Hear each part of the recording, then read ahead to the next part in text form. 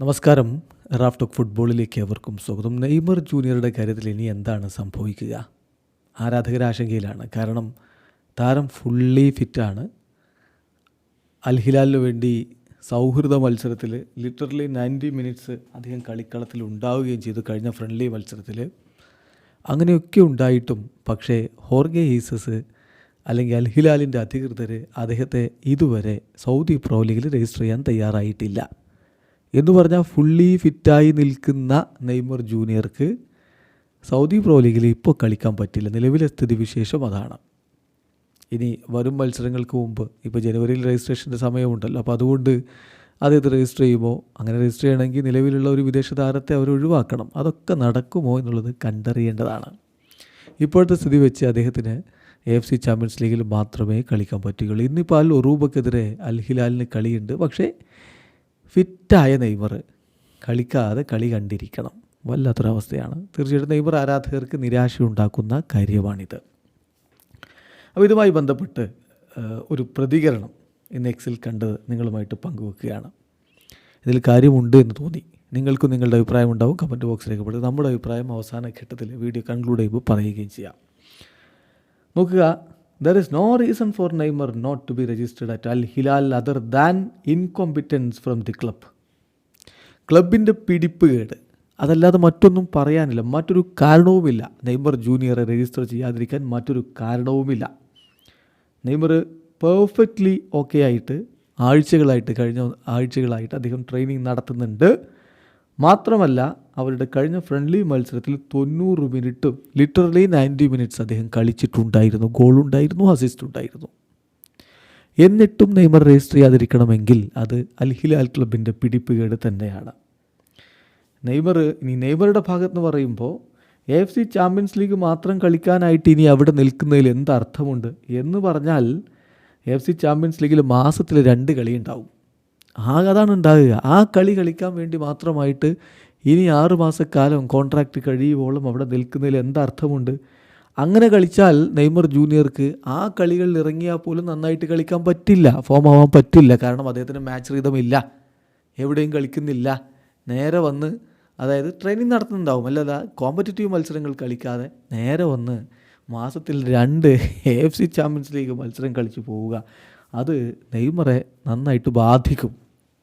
ഇപ്പോൾ ബ്രസീലിൻ്റെ world cup qualifier മത്സരങ്ങളൊക്കെ മാർച്ചിലുണ്ട്. ആ സമയത്തേക്കൊക്കെ ഇത് വലിയ രൂപത്തിൽ അദ്ദേഹത്തിന് തിരിച്ചടിയാകും. പിന്നെ പറയുന്ന വാക്ക് ശ്രദ്ധിക്കുക, even an unfit Neymar is better than any one in the team.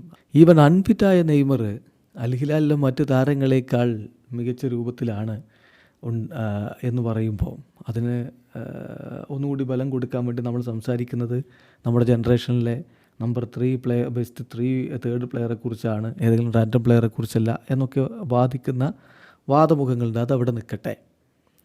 അതിനോട് നമുക്ക് പറയാനുള്ളത്, അൽ ഹിലാലിന് സൗദി പ്രോ ലീഗിലെ മത്സരങ്ങൾ ജയിക്കാൻ അല്ലെങ്കിൽ AFC ചാമ്പ്യൻസ് ലീഗിലെ ചില കളികളൊക്കെ ജയിക്കാൻ നെയ്മർ ജൂനിയറുടെ ആവശ്യമില്ല. അല്ലാതെ തന്നെ അവർക്ക് അവരുടെ ടീം വിജയിച്ച് കയറാൻ പറ്റും. അപ്പോൾ അതുതന്നെയാണ് ചില അൽ ഹിലാൽ ആരാധകരും പറയുന്നത്. നെയ്മർ ഇല്ലെങ്കിൽ എന്താ, ഞങ്ങൾക്കൊരു പ്രശ്നവുമില്ല, ഞങ്ങളുടെ ടീം ഇങ്ങനെ പണം കൊടുക്കുന്നത് ഒഴിവായി കിട്ടും, നെയ്മർ ഇല്ലെങ്കിലും ഞങ്ങളുടെ ടീം മികച്ചതാണ്. ശരി, സമ്മതിച്ചു. പക്ഷേ ഇതിനൊരു മറുവശമുണ്ടെന്നേ. നെയ്മർ ഇല്ലെങ്കിൽ നിങ്ങളുടെ ടീം ഗ്ലോബലാവുമെന്ന് നിങ്ങൾക്ക് തോന്നുന്നുണ്ടോ? നിങ്ങളങ്ങനെ പറയുന്നുണ്ടാവും, ഞങ്ങളുടെ ടീം ഗ്ലോബലാണ്, ഏതൊക്കെ നിങ്ങൾ പറയും. പക്ഷേ നെയ്മർ ഇല്ലെങ്കിൽ നിങ്ങളുടെ ടീമിന് ഇപ്പോൾ കിട്ടുന്ന ഗ്ലോബൽ ആക്സെപ്റ്റൻസ് ലഭിക്കുമെന്ന് വാദിക്കാൻ ആളുണ്ടാവും. പക്ഷേ യാഥാർത്ഥ്യം മനസ്സിലാക്കുക. ഇവിടെ എൻ്റെ നാട്ടിൽ പോലും അല്ലെങ്കിൽ ഇന്ത്യയിൽ, എൻ്റെ രാജ്യത്ത് ക്രിക്കറ്റിന് പ്രാധാന്യമുള്ള രാജ്യമാണ്. ഇവിടെ നമ്മൾ അൽ ഹിലാലിൻ്റെ നെയ്മർ ജേഴ്സി എത്ര പേരെ നമുക്ക് നമ്മുടെ നാട്ടിൽ കാണാൻ പറ്റും, അതിട്ട് നടക്കുന്നവരെ. അതിനു മുമ്പ് ഇവിടെ അൽ ഹിലാലിൻ്റെ ജേഴ്സി അണിഞ്ഞ് എത്ര പേര് നടന്നിരുന്നു? ആരും ഉണ്ടായിരുന്നില്ല. ഇതാണ് യാഥാർത്ഥ്യം. നെയ്മർ ജൂനിയർ അവിടെ നിന്ന് മടങ്ങിയാൽ നിങ്ങളുടെ അഡ്വർടൈസ്മെൻറ്റിൻ്റെ കാര്യങ്ങൾ താഴേക്ക് പോകും. നിങ്ങൾ ഗ്ലോബലാണ് എന്ന് പറയുന്നതിൽ ഒരു അർത്ഥവും ഉണ്ടാവില്ല. അൽ നസറിൻ്റെ കാര്യം അങ്ങനെ തന്നെയാണ്. അവിടെ ക്രിസ്ത്യാനോ ഉണ്ടാകുമ്പോഴുള്ള ഗ്ലോബൽ റീച്ച് ഉണ്ടല്ലോ. ബാക്കി സാദിയോ മാനയുണ്ട്, അല്ലെങ്കിൽ ഒറ്റാവിയോ ഉണ്ട് എന്നൊന്നും പറഞ്ഞിട്ട് കാര്യമില്ല. അപ്പോൾ ഇവിടെ മിട്രോവിച്ചുണ്ട്, മാൽക്കമുണ്ടെന്ന് പറഞ്ഞാലാകുമോ? ഇങ്ങനെ ഗ്ലോബൽ ആക്സെപ്റ്റൻസ് കിട്ടുമോ? അങ്ങനെ കിട്ടുമെന്ന് നിങ്ങൾ വാദിക്കുമായിരിക്കും അൽ ഹിലാൽ ആരാധകർ, പക്ഷേ അതല്ല യാഥാർത്ഥ്യം എന്നതാണ് സത്യം. ഇപ്പോൾ ഒരു എക്സാമ്പിൾ പറയട്ടെ, ഇവിടെ എത്ര ജേഴ്സികൾ PSG നമ്മുടെ നാട്ടിൽ കണ്ടിരുന്നു. മെസ്സി എന്നെഴുതിയ PSG ജേഴ്സി, നെയ്മർ എന്നെഴുതിയ PSG ജേഴ്സി ഇപ്പോൾ കാണുന്നുണ്ടോ? എൻ്റെ ചുറ്റുവട്ടത്ത് കാണുന്നില്ല. ഇനിയിപ്പോൾ ഉള്ള സ്ഥലങ്ങളുണ്ടോ എന്ന് എനിക്കറിയില്ല. PSG വാർത്താ പ്രാധാന്യം നമ്മുടെ മാധ്യമങ്ങളിൽ എത്രത്തോളം കുറഞ്ഞു. ഇത് ഇവിടെ മാത്രമല്ലെന്നേ, ഗ്ലോബലി അതാണ് യാഥാർത്ഥ്യം. അത് തന്നെയാണ് അൽ ഹിലാലിനും മറ്റുമൊക്കെ സംഭവിക്കാൻ പോകുന്നത്. അപ്പോൾ അതുകൊണ്ട് നെയ്മർ ജൂനിയറെ അങ്ങനെ അങ്ങ് ഒഴിവാക്കി കളയാം, അതുകൊണ്ട് ഞങ്ങൾക്കൊന്നും പറ്റില്ല എന്നുള്ള വാദത്തിൽ ഒരർത്ഥവുമില്ല. നെയ്മർ ജൂനിയർ ആ ടീമിന് കോൺട്രിബ്യൂട്ട് ചെയ്യുന്നത് ഇത്തരത്തിലുള്ള ഒരു ഗ്ലോബൽ റീച്ചാണ് എന്നത് സമ്മതിച്ചേ പറ്റൂ. ഏതായാലും കളിക്കാതിരിക്കുന്നത് നെയ്മർ ജൂനിയർക്ക് തിരിച്ചടി തന്നെയാണ്.